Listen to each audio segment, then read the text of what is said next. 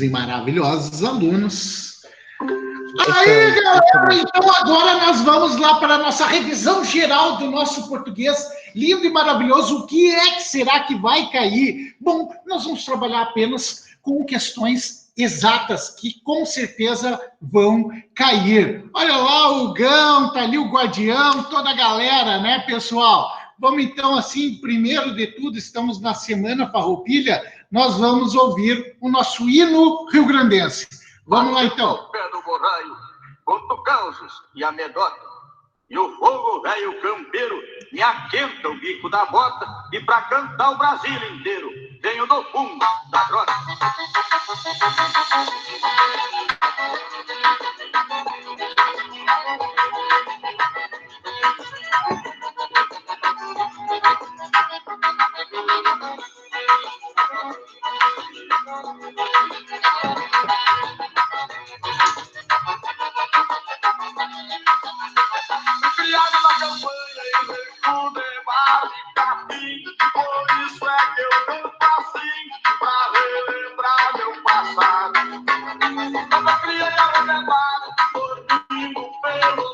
Errei o hino. Tá aqui o hino do Rio Grande do Sul. Ah, meu Deus.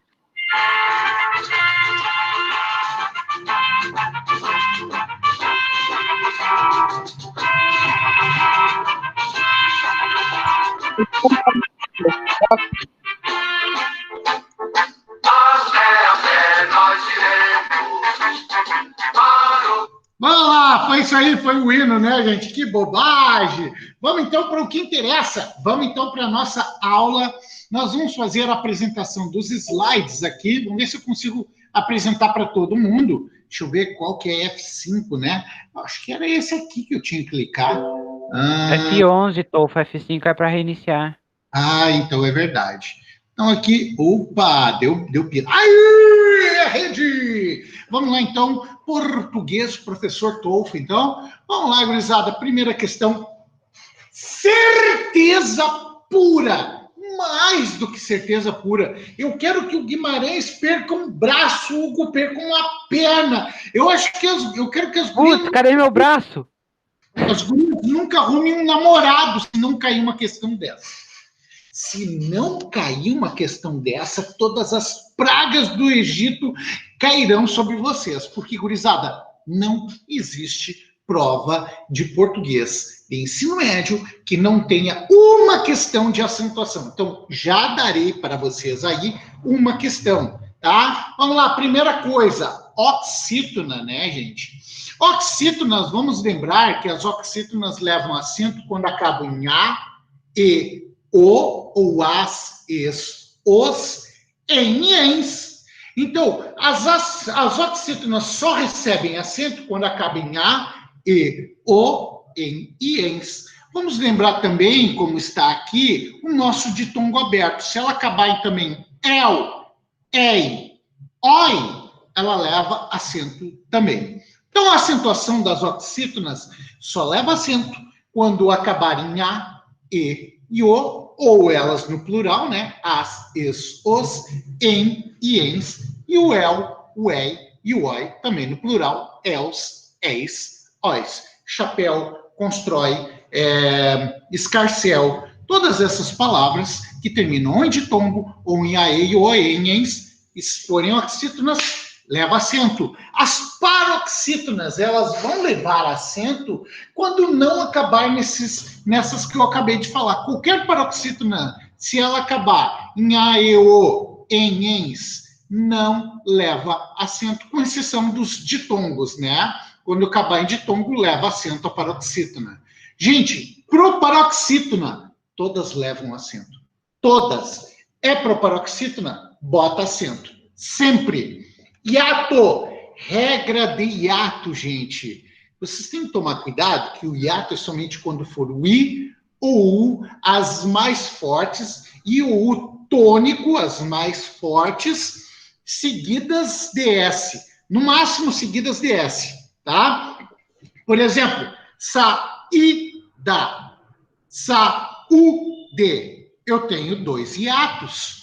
Nesses hiatos aí, eu boto acento. No máximo, eu posso ter um S junto com eles. Faísca, balaustre. Aí também continuo com acento. No máximo, pode vir um S junto com o teu hiato. Vier qualquer outra palavra, qualquer outra sílaba, aliás, desculpa, qualquer outra consoante ou qualquer outra vogal junto, não é mais acento, não leva mais acento, não é mais hiato, tá? Então, tomem cuidado disso daí, que o hiato só quando for o I e o U sozinhos, ou no máximo acompanhados de S. Vamos tomar cuidado, aquela dica meio manjada já, né? Precedido de NH, rainha, bainha, tainha, sei lá, qualquer uma dessas que for, depois vier NH, também não leva acento. Ok? Isso daí vocês lembram, gente? Vocês conseguem lembrar disso daí? Até aí todos lembram? Sim, sim, beleza? Vamos lá. Acentuação, Sim. então. Monossílabo tônico. Monossílabo tônico é quando a gente tem uma sílaba só, quando acaba em A, E, O, ou as, es, os, leva acento. Pé, pó, pá. Qualquer uma dessas leva acento. Ou seja, monossílabo, uma sílaba só leva acento quando acaba em A, E, O. Então, se acabar em I e U, não leva acento. Não leva acento, tá? Cuidado, vamos ver o que tem aqui, ó.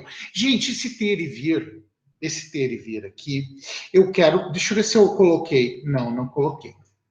Esse aqui eu quero falar. Eu quero mostrar para vocês aqui no quadro. No quadro aqui, galera. O ter e vir, tá? Vamos tomar cuidado nesse ter e o vir. Vocês estão enxergando? Conseguem enxergar? Ou tá ruim de enxergar?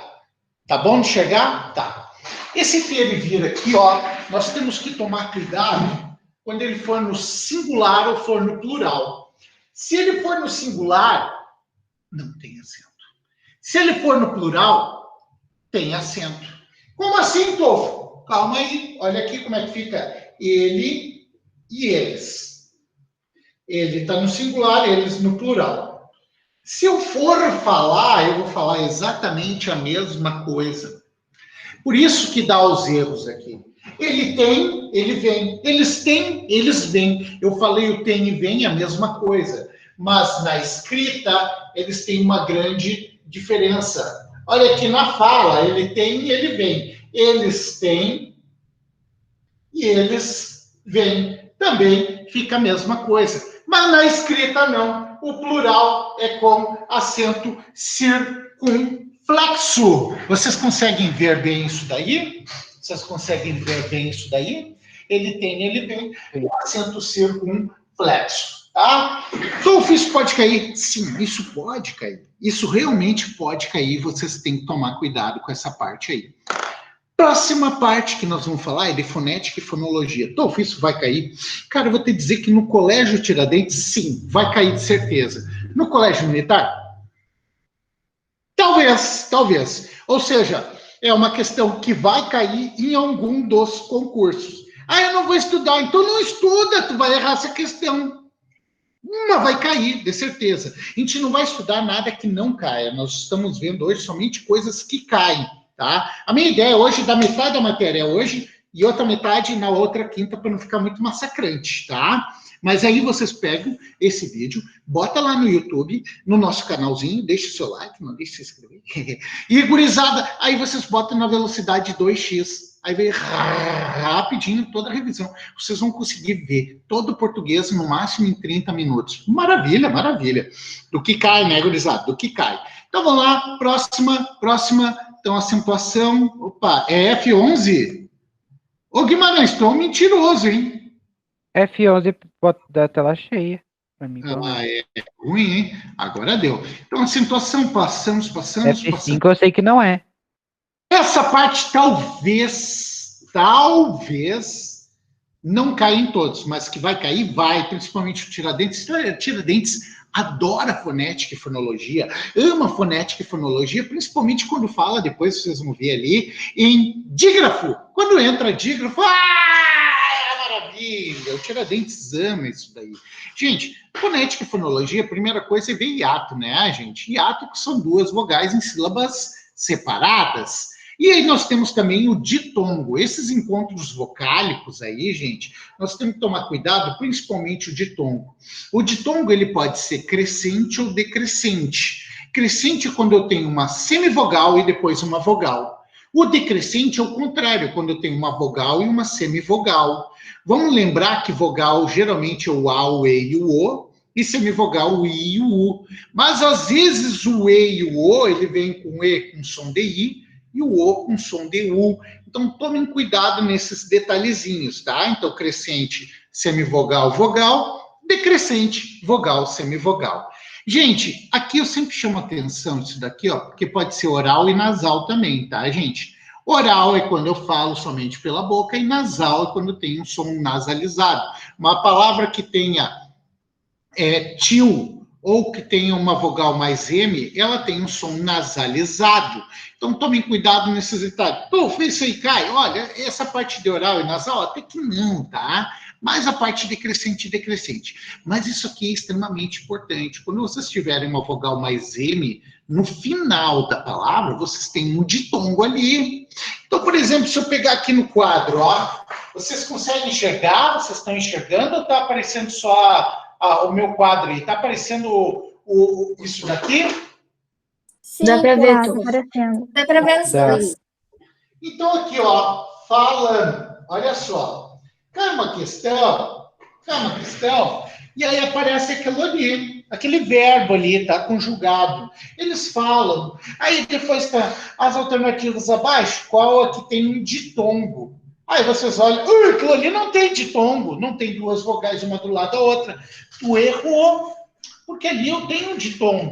Eu tenho um ditongo porque o TOEFL me diz que quando eu tiver uma vogal mais M no final da palavra, eu tenho um ditongo. Então, eu tenho uma vogal mais M. E agora eu vou provar para vocês que eu tenho um ditongo. Aqui, olha aqui, ó. Fá.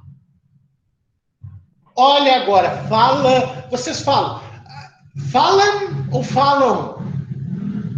Falam. É com som de U. Então, aqui eu tenho um ditongo decrescente, porque o U é mais fraco que o A é sempre mais forte que todos. E ele é nasalizado porque tem o tio. Então, eu tenho um ditongo e ele é nasalizado. Então, quando eu tiver uma vogal mais M, no final da palavra eu tenho um ditongo nasal e geralmente não, sempre decrescente. Tá, gente? Tritongo, gente, tritongo é a parte mais fácil que tem. Tritongo são 3 vogais juntas. Isso falando ao grosso modo, porque como ela é constituída? É uma semivogal, uma vogal e uma semivogal. Aí nós temos aquelas manjadas, Uruguai, Paraguai, iguais. Gente, são sempre as mesmas palavras que caem para tritongo, tá? Até porque a gente não tem uma gama tão grande assim no português de tritongos. Mas quando cai tritongo, não cai tritongo, tá? Tritongo não vai cair. Pronto, coloquei aqui só para colocar para um descargo de consciência. Mas eu acredito que não caia tritongo, mas se cair, você sabe que são 3 vogais, uma semivogal, vogal, semivogal, uma do lado da outra na mesma sílaba, ok? Encontro consonantal. Aqui sim, gente. Parte de encontro consonantal e dígrafo, que é o mais importante disso daqui hoje. Hiato, eu diria que é importante, mas para aquela parte anterior que nós vimos a acentuação. Encontro consonantal, gente, é quando eu tenho 2 consoantes, elas podem estar na mesma sílaba ou em sílaba separada, mas é uma do lado da outra. Encontro consonantal, eu produzo todos os sons. Como assim, TOEFL? Tem palavras que eu não produzo som? Claro que tem, que é essas próximas que nós vamos dizer, nós vamos ver, que são aquelas que são dígrafos. Então, aqui, gurizada, ó, por exemplo, prato.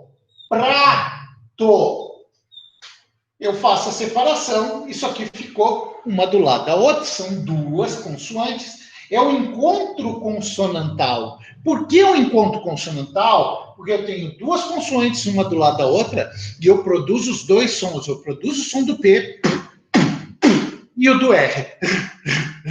Prato. Então, eu produzo os 2 sons. Encontro consonantal. Tem perfeito e imperfeito, perfeito os dois na mesma sílaba, e imperfeito quando estão em sílaba separada. Por exemplo, ó, paz, tá. Estão duas consoantes, uma do lado da outra, mas em sílabas separadas. Então, são imperfeitas. Perfeito, mesma sílaba. Imperfeito, sílabas separadas. Entenderam isso daí, galera? Lembraram disso daí? Eu sei que sim. Isso daí não é o mais importante é aqui. Agora sim, cara, dígrafo. Pelo amor de Deus, tem que saber dígrafo. Tem que saber dígrafo. Tem que saber dígrafo. Tem que saber dígrafo.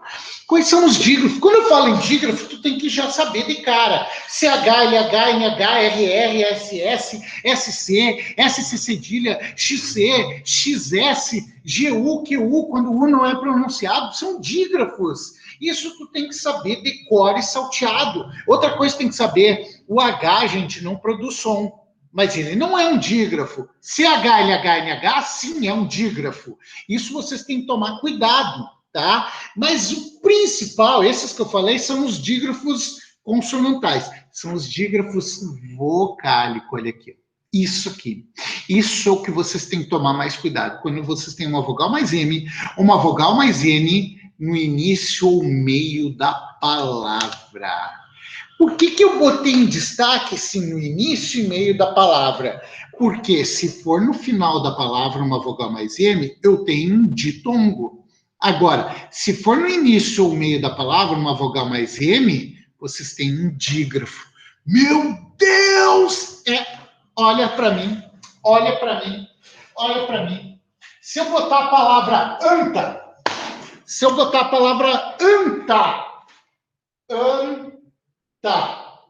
eu não tenho uma vogal mais M aqui no início da palavra, sim, TOEFL eu tenho. Então, eu tenho um dígrafo. Aqui eu tenho 4 letras, mas o fonema, som, fone de ouvido, som, fonema, eu tenho menos. Por quê? Porque aqui eu tenho um dígrafo, eu tenho tá. Então eu tenho 3 fonemas. Ali eu tenho um dígrafo vocálico. Vamos lembrar que dígrafo vocálico contém uma vogal mais M no início ou meio da palavra. Olha essa aqui então, ó. Honra. Vamos botar outra cor aqui. Honra. Olha lá. Honra. Olha aqui, o H não produz som. Não tem som. O H na língua portuguesa não produz som. Então, já não conto. Quantas letras eu tenho aqui? 5 letras. 5 letras. Quantos fonemas eu tenho? Agora, tome cuidado. O H não produz som. O O e N. Eu tenho um som. O e N, vogal mais N, início da palavra. O TOEFL me disse que é dígrafo, então eu vou botar honra. Então, eu tenho 3 fonemas. Então, gurizada, isso daí é o que vai cair para ti. Vai dar uma palavra e vai dizer, dentre as palavras abaixo, qual que contém o mesmo número de fonemas da palavra em destaque. Ou, qual das palavras abaixo possui todas menos fonemas do que a palavra em destaque. Ou, qual das palavras abaixo possui mais fonemas do que a palavra em destaque. Opa, como assim mais fonemas? Todos estão diminuindo. Tem uma que não é dígrafo. Não é dígrafo. Tem gente que confunde como é dígrafo, que é a única que aumenta a quantidade de fonemas em relação ao número de letras, que é o X com som de CS ou KS, depende do professor que fala. O X com som de KS. Por exemplo, se eu falar táxi, eu escrevo taxi. Eu tenho 4 letras. E aí, no caso, eu vou ter quantos fonemas? Eu vou ter se. Eu vou ter 1, 2, 3, 4, 5 fonemas. Então, somente o X com som DCS ou KS é a única que aumenta o número de fonemas em relação ao número de letras. Todas as outras diminuem. Então, tomem cuidado, gente, nessas dicas aí. Vai cair uma questão. Vai cair uma questão. Ok? Parte de morfologia. Vamos falar só de forma bem simples, tá? De forma bem simples. Só deixa eu ver se alguém pediu para entrar aqui. Não, né? Não, ninguém pediu para entrar. Opa, sai daqui. Gente, a morfologia, tá? São as 10 classes gramaticais que nós temos. Tolfo, isso cai? Olha, cai, mas assim, raramente, tá? Com menos frequência do que o que a gente está vendo. Daí nós temos as variáveis e invariáveis. Nós temos 10 classes gramaticais e nós temos dividida ela em duas partes, as variáveis e as invariáveis. As variáveis são aquelas que variam, tem masculino, feminino, singular e plural, e invariáveis não tem isso, não tem masculino, não tem feminino, não tem singular, não tem plural, né, gente? Então, as variáveis nós temos aqui o substantivo, adjetivo, verbo, é o mais importante dessas, tá? Dessas aí, o mais importante é verbo. Porque sempre cai uma questão relacionada a verbo. Pronome, artigo e numeral. Todos esses aqui ou tem masculino e feminino, ou tem singular e plural. Então, elas variam totalmente, né, gente? E as invariáveis são as outras, né? A preposição, advérbio, conjunção e interjeição. E destaque a conjunção que nós vamos ver lá nas orações subordinadas e nas orações coordenadas. Vai cair? Sim, vai cair, certeza absoluta. Então, esses 2 pontos aí, o que eu chamaria a atenção, tá? Isso é mais depois. Vamos lá, dando continuidade aqui. Gente, essa é a parte mais importante para mim, tá? Análise sintática.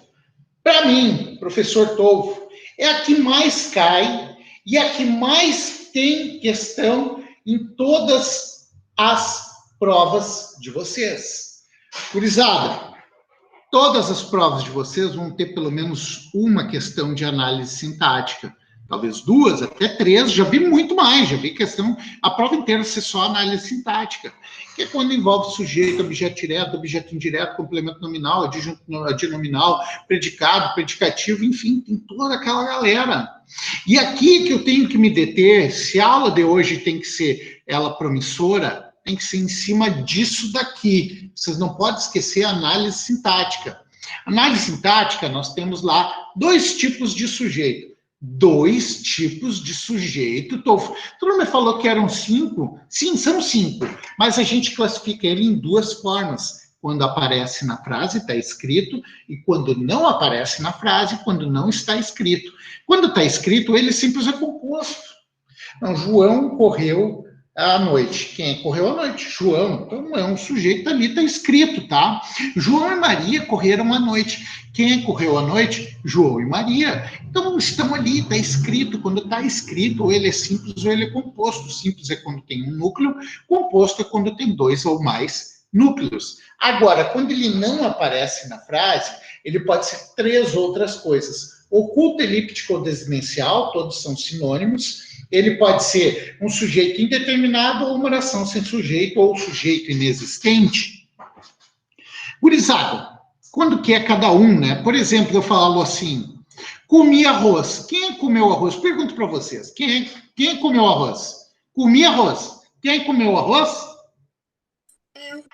Eu. Mas eu não falei eu. Mas tu subentende-se que tem o eu ali. Então, isso daí é um tipo de sujeito que não aparece. Quando ele não aparece, então, ele só pode ser oculto, elíptico, desinencial, indeterminado ou inexistente. Vamos lembrar que o oculto, elíptico ou desinencial, qualquer um desses nomes aí, gurizada, é quando ele não aparece na frase, mas tu identifica que pode ser eu, tu, ele, nós, vós, até o vós. Até o vós. E o eles entra ali no indeterminado. Vamos lembrar que quando vocês fizerem a pergunta para o verbo quem é que ou que é que, e vier a resposta eles e não tiver escrito, é indeterminado. Ou um verbo mais ser, onde esse verbo mais ser exige uma preposição. Então, gurizada, tomem cuidado nesses verbos aí, nesses sujeitos. E o inexistente, Tolfo, o inexistente é o que mais tem caso, mas nós temos que chamar atenção quando o verbo indicar fenômeno da natureza, o teu sujeito vai ser inexistente. Quando o teu verbo haver for igual a existir, também vai ser inexistente. Ou quando vocês pegarem o haver, o fazer e o ser indicando tempo, pode ser cronológico ou meteorológico, quando esses verbos indicarem tempo, ele também vai ter um sujeito inexistente. tá? Então, vamos lá, vamos retomar. O culto elíptico desinencial é quando não aparece na frase e tu consegue identificar eu, tu, ele, nós e vós, até o vós, tá? Comeu laranja. Quem é que comeu laranja? Ele. Não aparece na frase, então eu identifico um sujeito oculto. Agora, se for comeram laranjas, quem comeram laranja? Quem é que comeu laranja? Eles. Não está na frase, mas se for eles, é indeterminado. Ou um verbo mais ser que exige preposição. Precisa-se de empregada. Precisa ser, verbo mais ser. Para quem precisa de, exige a preposição. Sujeito indeterminado. Ou tudo aquilo que eu falei de sujeito inexistente, não vou repetir aqui. Beleza! Transitividade do verbo. O verbo, ele tem 3 transitividades. Ou ele é transitivo direto, ou ele é transitivo indireto, transitivo direto e indireto, né? Pegar os dois. Na verdade, são 4. Intransitivo, ou ele pode ser um verbo ligação. Mas nesse caso aqui, peraí. Tá. É só do objeto direto, objeto indireto. Gente, é transitivo quanto ao objeto direto, objeto indireto, ou pode ser direto e indireto. Objeto direto é quando eu faço a perguntinha para o verbo, o quê? Comi arroz. Comi o quê? Arroz. Então, quando eu tenho resposta para as perguntas o que ou quem, eu acho o objeto direto, automaticamente o meu verbo é um verbo transitivo direto. Quando eu fizer a mesma perguntinha junto com uma preposição, eu tenho o objeto indireto. Gosto de arroz. Gosto de que? O de é uma preposição. Quando eu usar a preposição junto com que ou quem, é sempre objeto indireto, automaticamente o meu verbo é transitivo indireto. Eu gosto de você, eu gosto de quem? De você. Então, de você é o meu objeto indireto, automaticamente o meu verbo é um verbo transitivo indireto. Então, eu posso ter os dois? Sim, pode ter os dois. Eu comprei uma laranja para você. Eu comprei o quê? Uma laranja. O quê? Uma laranja. O quê? Uma laranja. Eu faço a pergunta o quê? Uma laranja, eu tenho resposta. Isso é o objeto direto. Para quem? Para quem? Para a preposição para quem? Para quem? Eu tenho uma preposição antes do meu que ou quem, então ele é indireto. Então, para você é um objeto indireto. Automaticamente, como eu tenho os dois objetos, o meu verbo é um verbo transitivo direto e indireto.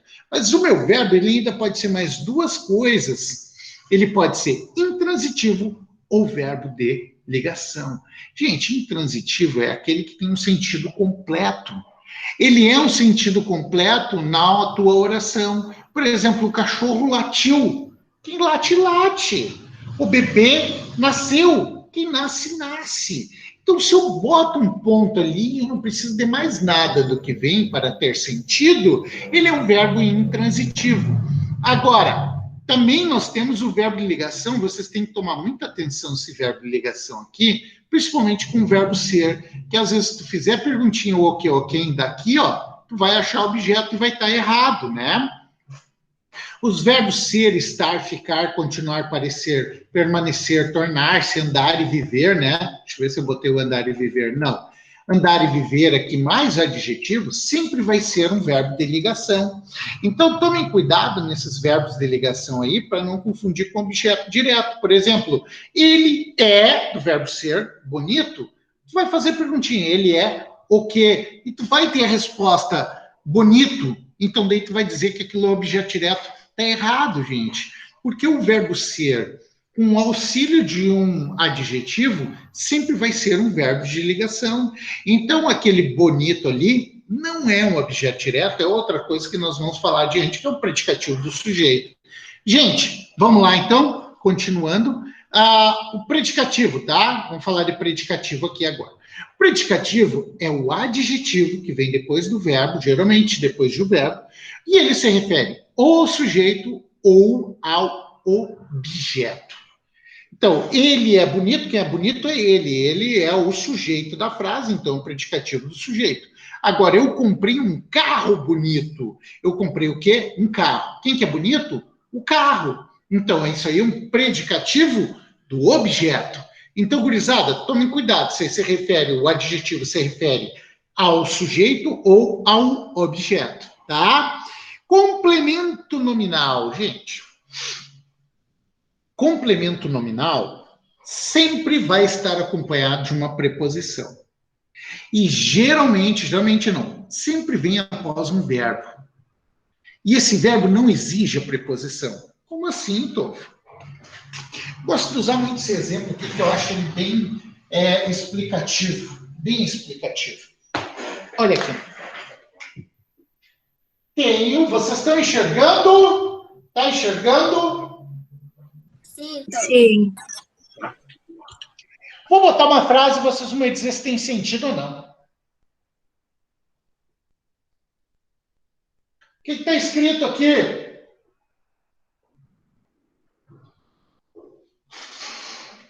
Ninho de morcego. Não tem sentido. É isso aí mesmo. É isso aí mesmo. Tem sentido? Não. Não. Não. Não tem sentido. Se não tem sentido, quer dizer que essa preposição aqui, ó, não está sendo exigida pelo verbo. Se não exige, essa preposição não é exigida pelo verbo, ela vem após um verbo, é porque tem uma outra palavra aqui que está exigindo ela. Então, é por isso que ela é um complemento nominal. Se eu botar medo agora, tem sentido? Tem. Sim. Então, isso daqui é um complemento nominal, não um complemento do verbo. Por isso que complemento nominal é quando tem uma preposição após um verbo e o verbo não exige essa preposição. Então, é isso aí que é complemento nominal. Adjunto adnominal. Adjunto adnominal, ele vem ou com teu sujeito ou com teu objeto. E ele é tudo aquilo que não for o núcleo. Por exemplo, se eu pegar uma oração, onde eu escreva a casa bonita caiu, eu vou fazer a minha perguntinha, o que é que caiu? A Casa bonita. Bonita. Caiu. Esse é o meu sujeito, não é um sujeito simples que eu tenho um núcleo. Qual que é o núcleo aí, gente? Casa. Casa.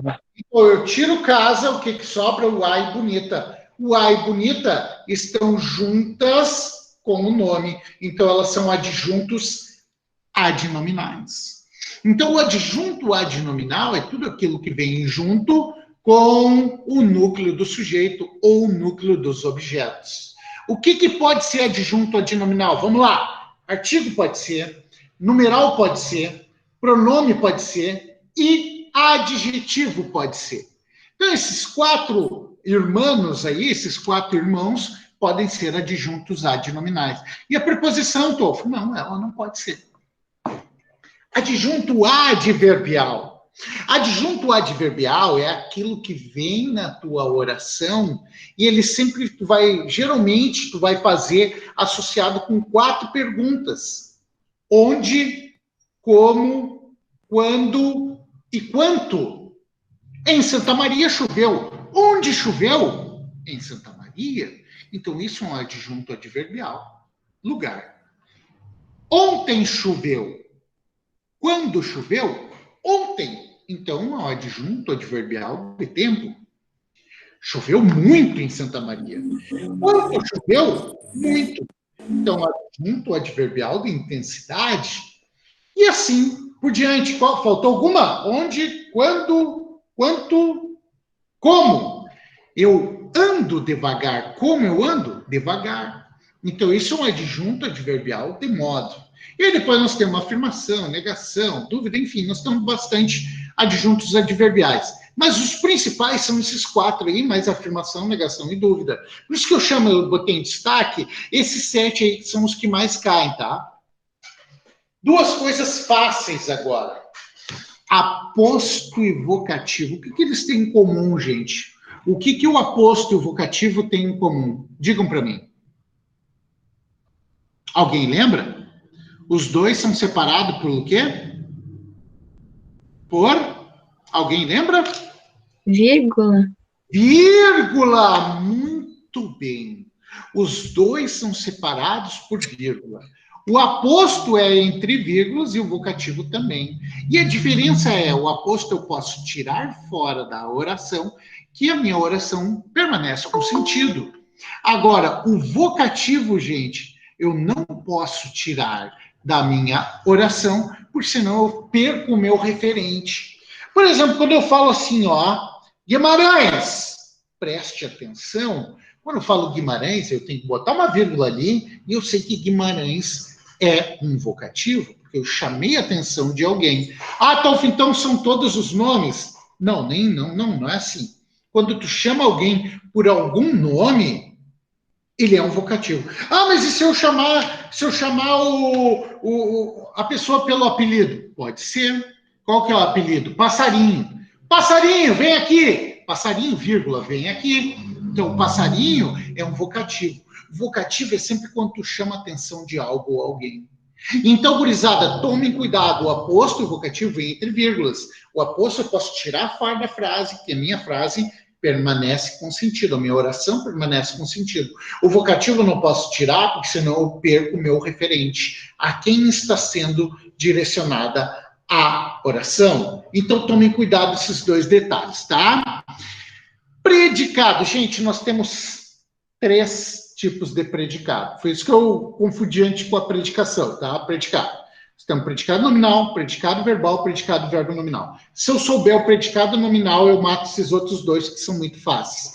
Predicado nominal, gente, tá? É quando eu tenho um verbo de ligação.